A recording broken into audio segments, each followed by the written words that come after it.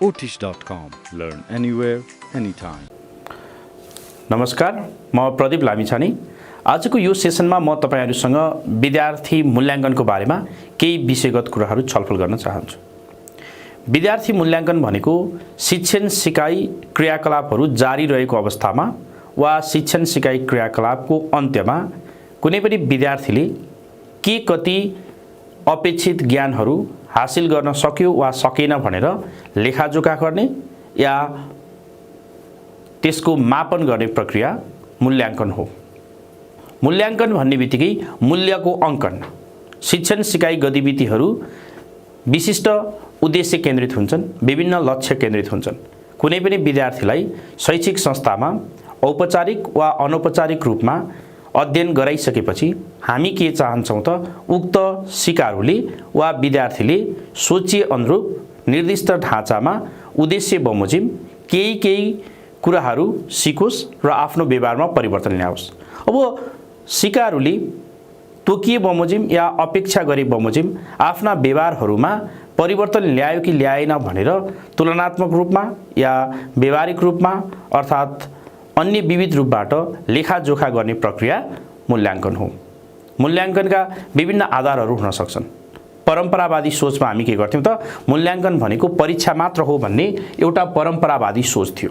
त्यसैले शैक्षिक उपलब्धि मापन गर्ने तरिका मूल्याङ्कन हो। मूल्यको अङ्कन मूल्याङ्कन हो। कुनै पनि सिकारुले आफूले प्राप्त गरेको ज्ञान, सिप, धारणा र सो बापत व्यवहारमा देखाएको परिवर्तनको मापन र अवलोकन गर्ने एउटा माध्यम र साधन मूल्याङ्कन हो। मूल्याङ्कनले सिकाइ उपलब्धिहरू कति हासिल भए वा भएनन् भनेर जानकारी दिन्छ। मूल्याङ्कनले सिकाइका क्रममा देखिएका त्रुटिहरू पत्ता लगाउन सजिलो गर्छ। मूल्याङ्कनले विद्यार्थीको मूल्याङ्कनद्वारा हामी शिक्षकको पनि मूल्याङ्कन गर्न सक्छौँ। विद्यार्थीलाई विभिन्न टेस्टहरूमा लगिन्छ अनि विद्यार्थीले टेस्टमा देखाएका प्रतिक्रियाहरू, परीक्षामा दिएका प्रतिक्रियाहरू, प्रश्नपत्रदेखि प्रति देखाएका प्रतिक्रियाहरूको आधारमा हामीले भन्न सक्छौँ उक्त शिक्षण विधि सही थियो वा गलत थियो।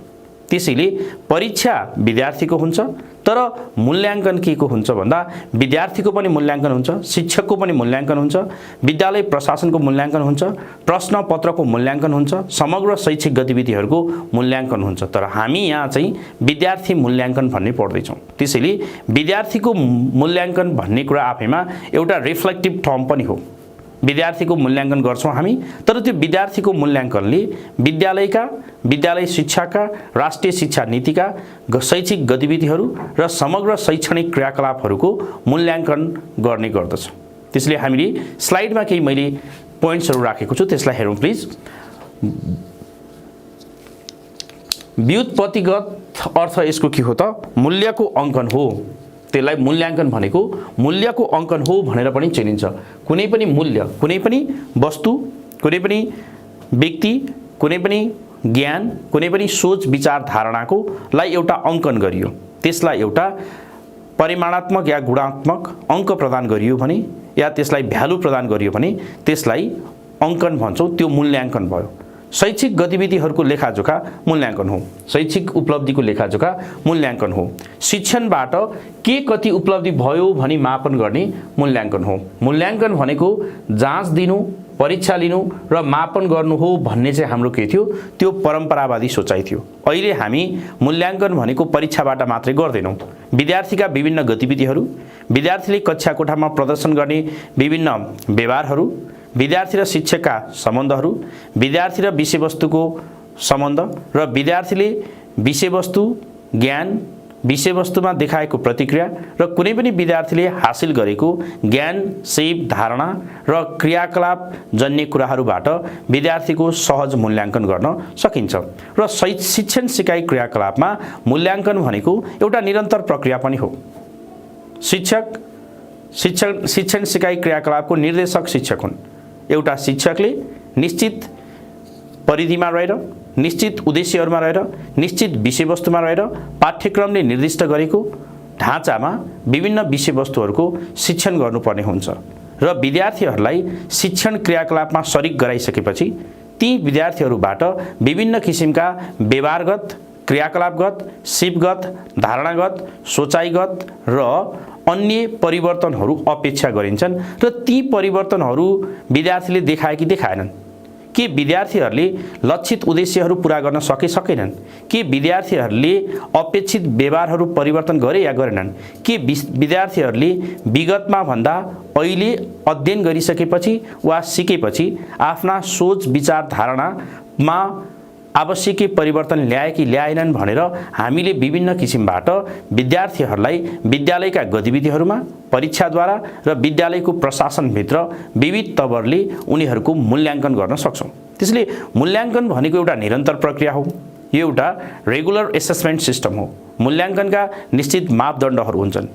मूल्याङ्कनका परिधि, प्रक्रिया र मूल्याङ्कनका साधन र माध्यमहरू समयको परिवर्तन सँगसँगै परिवर्तन हुन्छन्। विगतमा लिखित एक्जाम लिन्थ्यो, कतै मौखिक एक्जामद्वारा मूल्याङ्कन हुन्थ्यो, कतै लिखित र मौखिक एक्जामद्वारा मूल्याङ्कन गरिन्थ्यो। आजकल प्रयोगात्मक एक्जामबाट मूल्याङ्कन गरिन्छ, कतै फिल्ड वर्कद्वारा, कतै प्रोजेक्ट वर्कद्वारा विभिन्न क्रियाकलापहरूमा सरिक गराएर विद्यार्थीहरूलाई प्रत्यक्ष र अप्रत्यक्ष रूपमा शिक्षकहरू, त्यसपछि अन्य व्यक्तिहरूले, शिक्षासँग सम्बन्धित अरू व्यक्तिहरूले मूल्याङ्कन गर्न सक्नुहुन्छ। त्यसैले विद्यार्थी मूल्याङ्कन भनेको शिक्षण सिकाइ क्रियाकलापको आधारशिला हो। यो एउटा फाउन्डेसन हो।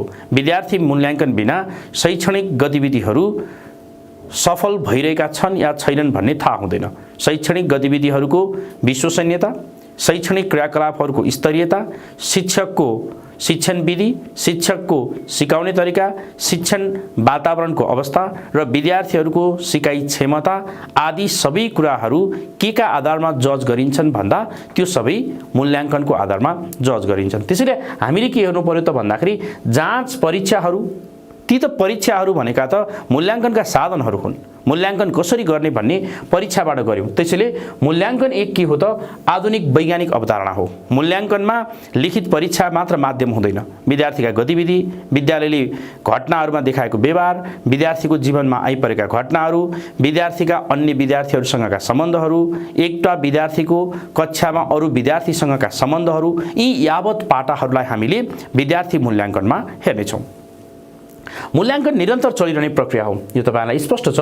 मूल्याङ्कन निरन्तर चलिरहने प्रक्रिया हो र मूल्याङ्कन प्रत्यक्ष वा अप्रत्यक्ष रूपले भइरहेको हुन सक्छ र मूल्याङ्कनका लागि परीक्षा नै गर्नुपर्छ भन्ने केही पनि आवश्यकता छैन। मूल्याङ्कन भनेको लिखित सिप, मौखिक सिप, ज्ञान सिप, धारणा बाहेक विद्यार्थीका गतिविधिहरू र अन्य शिक्षण सिकाइ क्रियाकलापप्रति विद्यार्थीको संलग्नता, परिपक्वता, तत्परता, रुचि, इच्छा र देखाएका समग्र व्यवहारहरूलाई आधुनिक मूल्याङ्कन शब्दले ती पक्षहरूलाई समेट्ने गर्दछ। अब हेरौँ यी परिभाषाहरू चाहिँ तपाईहरूले फलो गर्नुपर्ने हुन्छ। हाम्रो शिक्षक सेवाको परीक्षामा, माध्यमिक र निम्न माध्यमिक तहको अध्यापन अनुमति पत्रको परीक्षामा होस् या शिक्षक सेवा आयोगको माध्यमिक, निम्न माध्यमिक र प्राथमिक तहको परीक्षामा यो परिभाषाहरू चाहिँ तपाईहरूले राइटरको नाम सहित नै कण्ठ गर्नुपर्नेछ। एकपटक म यो परिभाषाहरूलाई पढ्न चाहन्छु। मूल्याङ्कन निर्णय गर्नलाई सूचना प्रदान गर्ने विज्ञान हो। यो परिभाषा कसको हो त भन्दा मूल्याङ्कन निर्णय गर्नलाई सूचना प्रदान गर्ने विज्ञान हो। स्टेफ लिबमले के भन्छन् त मूल्याङ्कन निर्णय गर्नलाई सूचना प्रदान गर्ने विज्ञान हो। सेकेन्डमा कुनै पनि प्रक्रियाको मूल्य निर्धारण गर्ने प्रक्रियालाई मूल्याङ्कन भनिन्छ। It is a process of deciding price. यहाँ के भन्यो त भन्दा कुनै पनि प्रक्रियाको मूल्य निर्धारण गर्ने प्रक्रिया, process of deciding value of activity. कुनै पनि एक्टिभिटीको भ्यालु डिसाइड गर्ने प्रोसेस, त्यसलाई हामी के भन्छौँ त मूल्याङ्कन भन्छौँ। गुणको विचारमा कुनै पनि प्रक्रियाको वा क्रियाको मूल्य निर्धारण गर्ने प्रक्रिया, the process of providing price to an act or activity or process itself is evaluation. To evaluate means to give price to an activity or process or any kind of ongoing things. त्यसलाई हामी के भन्छौं त evaluation भन्छौं. To evaluate means to give price to something. To evaluate means to provide judgment to something. To evaluate means to identify goodness or other qualities of a thing, situation or circumstance. That's why to evaluate student friends, to measure their ability, their skills, their knowledge, their competence and other qualities that they come to perform during teaching learning activities. Okay? Now see, विद्यार्थीहरूले प्राप्त गरेका शैक्षिक उपलब्धिहरूको मात्रा निश्चय गर्ने एउटा विशिष्ट प्रक्रियालाई मूल्याङ्कन भन्न सकिन्छ। यो परिभाषा चाहिँ अब्जेक्टिभ क्वेशनमा कसरी आउँछ त भन्दा विद्यार्थीहरूले प्राप्त गरेका शैक्षिक उपलब्धिहरूको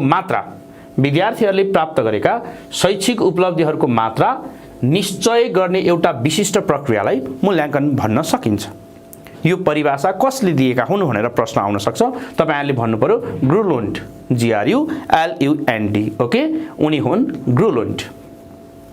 वास्तविक रूपमा शैक्षिक उद्देश्यहरूलाई कुन हदसम्म प्राप्त गर्न सकियो भनी किटान गर्ने प्रक्रिया मूल्याङ्कन हो।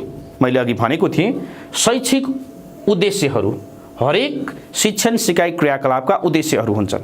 शिक्षाका उद्देश्यहरू हामीले के भन्यौं, शिक्षाका विभिन्न स्तरहरू हुन्छन्। शिक्षाका राष्ट्रिय उद्देश्य, शिक्षाको तहगत उद्देश्य, शिक्षाको विषयगत उद्देश्य, शिक्षाका कक्षागत उद्देश्य, अझ हामी के गर्छौं त पाठका पनि उद्देश्यहरू हुन्छन्।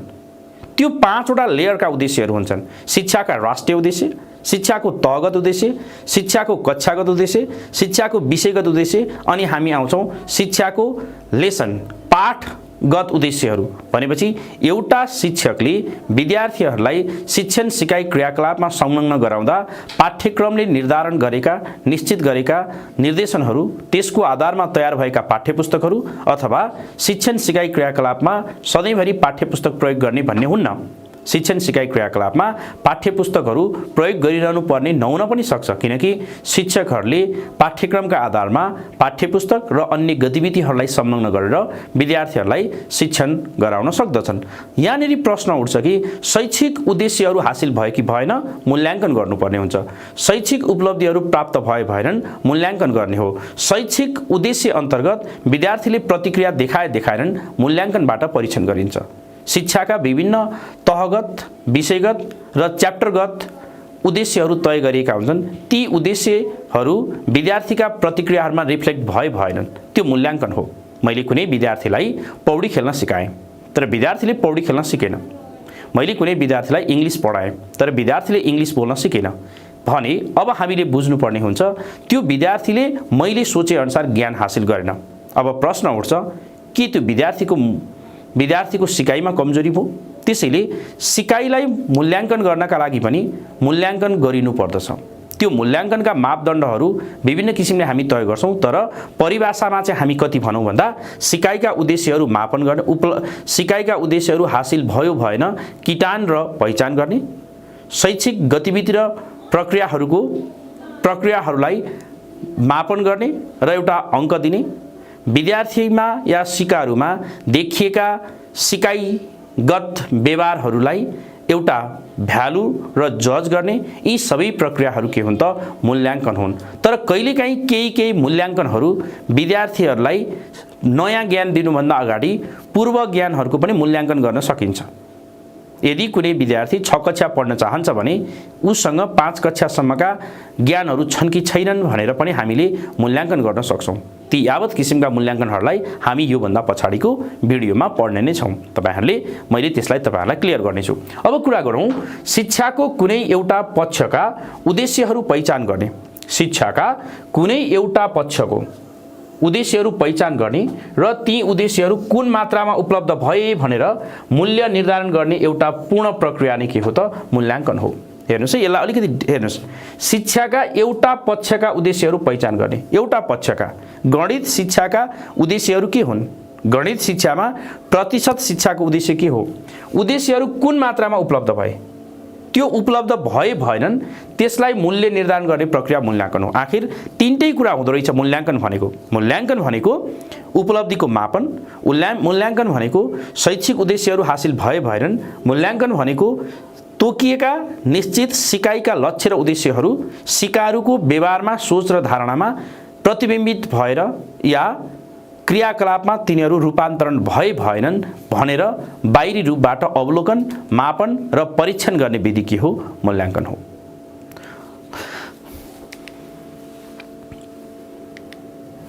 मूल्याङ्कनका उद्देश्यहरू के हुन सक्छन् त? What can be the objectives of evaluation, student evaluation? विद्यार्थी मूल्याङ्कनका 100औं उद्देश्यहरू हुन्छन्। पहिलो उद्देश्य भनेको विद्यार्थीका सिकाइ उपलब्धिहरूको लेखाजोखा गर्ने, विद्यार्थीका सिकाइ उपलब्धिहरूको लेखाजोखा गर्ने, विद्यार्थीको क्षमता र कमजोरी पत्ता लगाउने, शिक्षण सिकाइको समग्र प्रक्रियामा सुधार ल्याउनु। अर्को चाहिँ के हो त भन्दा शिक्षण सिकाइको समग्र प्रक्रियामा सुधार ल्याउने। शिक्षण सिकाइको बोर्डमा देख्न सक्नुहुन्छ, शिक्षण सिकाइको समग्र प्रक्रियामा सुधार ल्याउनु। विद्यार्थीले के कति कुराहरू सिक्न सफल भए या असफल भए त्यसको मापन, अवलोकन र परीक्षण गर्नु। शिक्षण सिकाइ क्रियाकलापको प्रभावकारिता परीक्षण गर्नु। शिक्षण विधि र शिक्षकका क्रियाकलापहरू उपयुक्त थिए थिएनन् भनेर शिक्षकको पनि मूल्याङ्कन गर्नु। शिक्षक विद्यार्थी मूल्याङ्कनको अर्को फाइदा भनेको विद्यार्थीले प्राप्त गरेको मूल्यलाई अङ्क प्रदान गर्नु, विद्यार्थीको ज्ञान, सिप र धारणालाई अङ्क प्रदान गर्नु, शिक्षण सिकाइमा देखेका कमी कमजोरीहरू पत्ता लगाउनु र नयाँ ज्ञान र सिप विद्यार्थीले हासिल गर्यो गरेन सोको पहिचान गर्नु। यो कामहरू के को हो त? मूल्याङ्कनका कामहरू हुन्। मूल्याङ्कन एउटा सुधारात्मक प्रक्रिया पनि हो, मूल्याङ्कन एउटा परीक्षण पनि हो, मूल्याङ्कन एउटा मापन पनि हो, मूल्याङ्कन एउटा सूचना पनि हो, मूल्याङ्कन व्यावहारिकता पनि हो।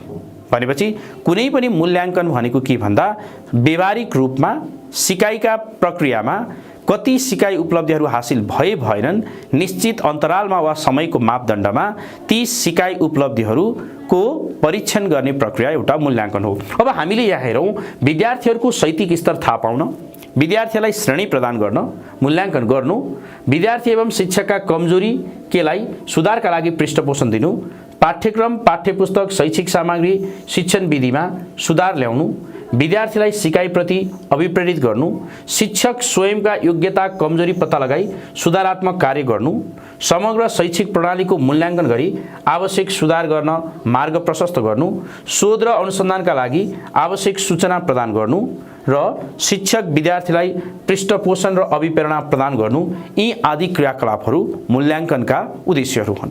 मूल्याङ्कनका उद्देश्यहरू के हुन् भनेर हामीले कतै सोध्यो भने के बुझ्नुपर्छ त? मूल्याङ्कनका उद्देश्य भनेको शिक्षकलाई उसका शैक्षिक गतिविधिहरूको बारेमा सूचना दिनु, विद्यार्थीका सिकाइ कमजोरीहरू पत्ता लगाउनु, विद्यार्थीको सिकाइ उपलब्धिको मापन गर्नु, सिकाइ क्रियाकलापहरू उपयुक्त भएनन् भनेर विद्यार्थी, शिक्षक र विद्यालय प्रशासनलाई जानकारी गराउनु, शिक्षण सिकाइमा देखेका कमजोरीहरू सुधार्नु, समग्र शिक्षाका नीति उद्देश्य बमोजिम शिक्षण सिकाइ क्रियाकलापमा परिवर्तन देखियो देखेन सोको पहिचान गर्नु, त्यो मूल्याङ्कनको एउटा उद्देश्यहरू हुन्। मूल्याङ्कनको उद्देश्य त्यो हो। अब मूल्याङ्कनका उद्देश्यहरू के भन्नुभयो भने मूल्याङ्कनका उद्देश्य र महत्त्व उस्तै हुन्। मूल्याङ्कनको पहिलो महत्त्व भनेको विद्यार्थीमा या सिकारुमा विद्यार्थी वा सिकारुले सिकेका सिपहरूको, ज्ञानहरूको, धारणाहरूको र क्रियाकलापमा रहेको संलग्नताको परीक्षण गर्नु। हामी धेरैले सिकाइ भनेको के सर भनेर पनि मलाई कतिपय बेला म्यासेन्जरमा प्रश्न सोध्नुहुन्छ। म भन्न चाहन्छु सिकाइ भन्ने कुरा ज्ञानको सिक। मलाई हिजोसम्म थाहा थिएन कि नेपालको अग्लो हिमाल कुन भन्ने कुरा, तर आज थाहा भयो। मानौँ त्यो के हो त? त्यो सिकाइ हो। माउन्ट एभरेस्टको हाइट कति छ त? 8848.86। त्यो सिकाइ हो। त्यो विश्वको अग्लो देश कुन? त्यो सिकाइ हो। त्यो त्यसैले सिकाइ भन्ने कुरा ज्ञानसँग सम्बन्धित हुन्छ। सिकाइ भन्ने कुरा धारणासँग सम्बन्धित हुन्छ। सिकाइ भन्ने कुरा संज्ञानात्मक कुरासँग सम्बन्धित हुन्छ। सिकाइ भन्ने कुरा बोधसँग सम्बन्धित हुन्छ। सिकाइ भन्ने कुराहरू क्रियाकलापसँग सम्बन्धित हुन्छ। सिकाइ भन्ने कुरा सोचसँग पनि सम्बन्धित हुन्छ र धारणासँग सम्बन्धित हुन्छ। कतिपय धारणाहरू पनि हामीले समाजमा सिक्छौँ। सर यो धारणा सिक्न सकिन्छ भन्नुहुन्छ? सकिन्छ। जब समाजमा कुनै पनि कुरालाई नकारात्मक रूपमा लिइन्छ भने बाँकी पुस्ताले पनि अरूले नकारात्मक रूपमा लिएको देखेर नकारात्मक लिन्छन्। जस्तो समाजमा अपराध गर्ने व्यक्तिलाई नराम्रो किसिमले सोच्नुपर्छ भनेर हामीले सिक्यौँ भने हामी पनि सिक्छौँ कि हो समाजमा नराम्रो गर्ने सबैलाई घृणा गर्नुपर्छ। त्यो धारणा पनि सिक्ने विषय हो।